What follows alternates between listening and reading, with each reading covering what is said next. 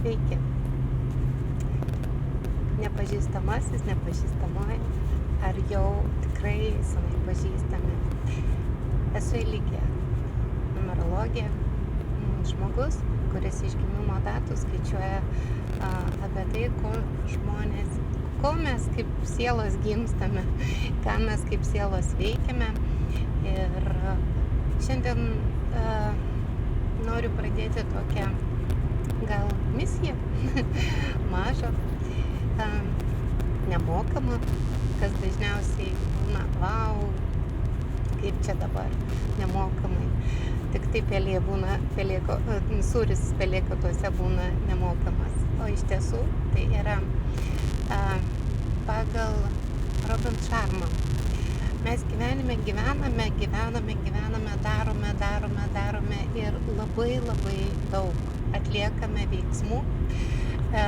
Ir atrodo, mes tiek daug įdėjom įdirbio ir niekas nejuda.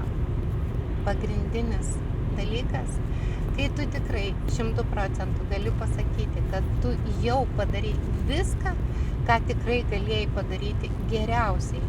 Ką tu šiandieną galėjai padaryti geriausiai, jau atlikai. Ir va tada tu turi atsipalaiduoti. Tu turi tiesiog leisti sau išbūti, kol aukštesnės jėgos, visata, angelai, Dievas ar tiesiog energija, kaip manau sutiksit, kad energija ji egzistuoja, nes mes ją kvėpuojam, dieviškoji energija, ir leisti jai pasireikšti mūsų gyvenime. O kada mes suklystame? Taip pat pasak Robin Sharmos, mes dažniausiai suklystame, kai mes šitai energijai užkertame kelią su savo aktyvumu. Sunku pasakyti man žmogui, kuris labai daug aktyviai dariau ir per tuos darimus pridariau ir klaidų, ir kritimų, ir kilimų, bet tai yra pagrindinis dalykas.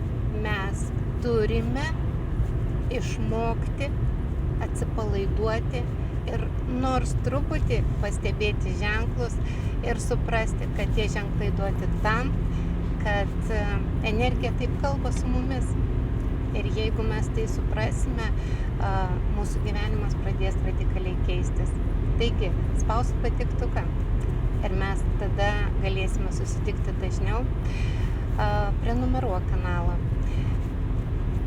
nes planuoju 365 dienas kiekvieną dieną įdėti iš labai išmintingų, protingų žmonių pasakymų, pamąstymų, tokias esė. Su jumis Eligija ir skaičių magija.